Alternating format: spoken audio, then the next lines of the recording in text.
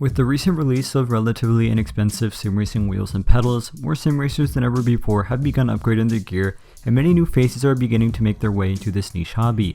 But of course, with all this new gear, you can't forget how you're going to hold everything up. Sticking with the budget-oriented theme, today I'll be reviewing the Next Level Racing GT-Lite, a full-fledged cockpit that comes in at only $230. But at this low entry price point, is it any good and will it suffice for your sim racing needs? Let's find out. The GT-Lite heavily markets itself towards beginner and budget-conscious sim racers. At only $230, it's the least expensive cockpit offered by Next Level Racing and one of the most budget-friendly cockpits in the market today. With cockpits typically ranging around the $400 to $1,000 range, this really sets it apart. More than just being affordable, however, it's specifically designed for consumers tight on space. This is because it's a foldable cockpit that even with all gear installed can easily fold up and be stored in a closet, for example. So if your girlfriend is coming over, you have nothing to worry about. Oh, who am I kidding? Next Level Racing also markets this product as a portable racing setup, allowing users to take it wherever you go, which is cool I guess, but I mean like, have any of you ever been in a situation where you've been like, oh damn, I wish I could take my sim racing setup with me? I haven't at least. In terms of functionality and adjustability, it's actually pretty impressive for what it is. These red hubs allow users to make adjustments on the fly, whether you want to change the angle of the shifter mount, slightly adjust the seating position, or fold everything up. It allows you to do so with relative ease. And talking about relative ease, it's pretty easy to press the like button on this video. Got him! Got him! Anyways, talking about the shifter, yes, you can mount one on this cockpit, and in fact you can mount it on either the left or the right hand side depending on what you're used to. The angle of the wheel can also be adjusted. I found myself angling it slightly downward, as in its upright position it felt a little awkward to me. In terms of the pedals, not only can you adjust their position and bring them closer or further away from you, but you can also put them at an angle or lay them flat on the floor. I for example prefer the angled position as it feels more comfortable to me.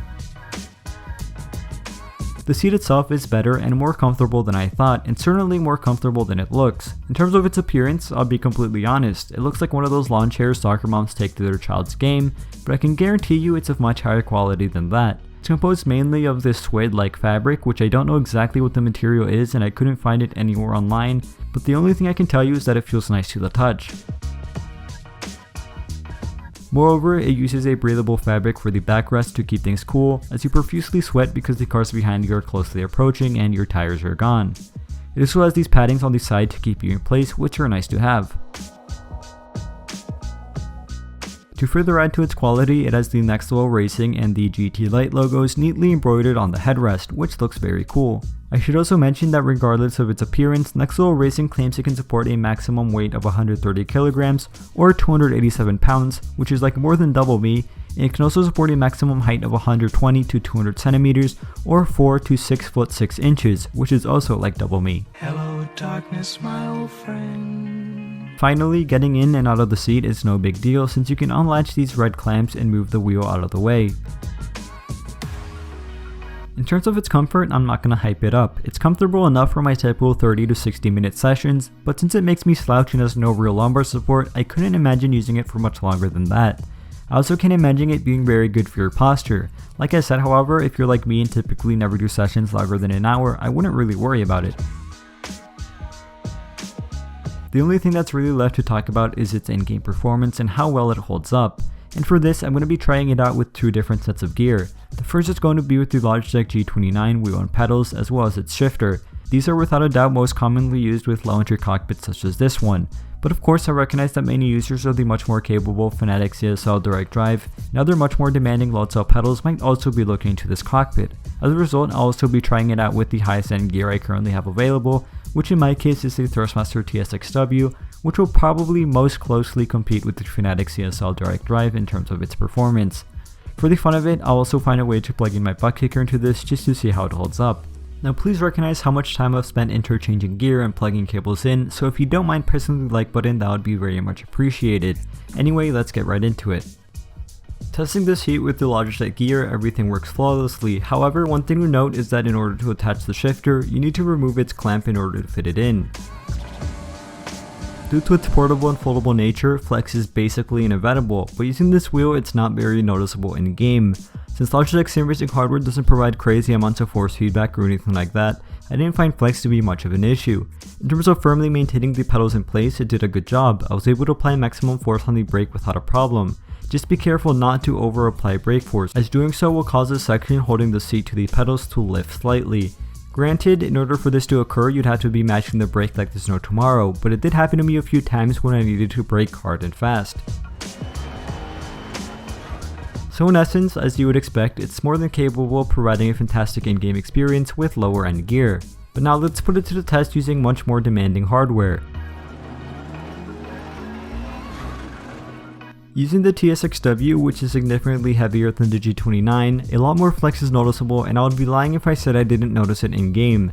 Granted, I was still able to drive as usual and hit lap times similar to my typical pace, but I definitely didn't feel as confident making quick and sudden movements, as I always felt skeptical of applying too much force. I don't want it to seem like I'm overreacting. At the end of the day, I was able to play using the TSXW and still have a great time, although a good amount of flex was noticeable. In terms of the pedals, this time using the low cell TLCMs, it was a lot better than I thought. They remained sturdy and didn't move around by any means, although just like with the Logitech pedals, be wary of the amount of force you use, as mashing the brake will cause the intersection between the pedal tray and the seat to lift, which happened to me a few times when I had to quickly apply the brakes. On the shifter mount, I installed what is probably one of the heaviest handbrakes in the market, the Thrustmaster Sparko handbrake and sequential shifter mod. If anything was going to test the limits of the shifter mount, it would be this, and to my surprise, the GT-Lite handled it like a champ. Of course, a light amount of flex was noticeable when strictly paying attention to it, but in-game, even when rallying, the shifter mount did an incredible job, and it by no means interfered with my in-game performance or experience. Considering how heavy this thing is, it was genuinely impressive. The last thing to talk about then was the butt kicker, which I installed on the GT-Lite mostly for the fun of it rather than anything else. I had to install it on one of the seat's legs, and it definitely worked, although a lot of the butt kicker's potential was lost as a lot of the vibrations dispersed throughout the metal tubes and not necessarily to the seat itself. As for my final recommendations, the Next Level Racing GT-Lite is a lot better than I thought, but it's very important to recognize that it might not be for you. This cockpit is not designed nor marketed towards more serious sim racers who are using higher end gear. For example, if you own the Thrustmaster TSXW or the new Fanatec CSL direct drive and were looking for a cockpit, I would not recommend the GT-Lite as it will not make the most out of those wheels. Likewise, if you own lower end gear such as the Logitech G29 or Thrustmaster T150 but plan to upgrade in the future, while this cockpit will work perfectly with those, it won't give you much flexibility to upgrade later down the road as you'll have to purchase a higher end rig. That being said, the GT-Lite did seriously impress me. Not only is it extremely versatile in the sense that it can quickly fold up and be stored away, but it's also a capable and somewhat comfortable cockpit that comes in at only $230. This makes it perfect for college students who would want to sim race while in their dorm, casual sim racers who are tight on space, and especially children who want to race others online with some lower end gear. So while it might not necessarily work for everybody, it's not to say that it's not a fantastic bang for your buck cockpit. Anyways, this has been my honest review on the Next Level Racing GT-Lite sim racing cockpit. If you're interested in it, a link to purchase the GT-Lite can be found in the video description. If this video brought any value to you, please feel free to hit the like button as it makes YouTube promote it to more people, and consider subscribing if you're into all types of high quality sim racing content. But with all that being said, thank you all for watching, stay safe, and have a fantastic rest of your day.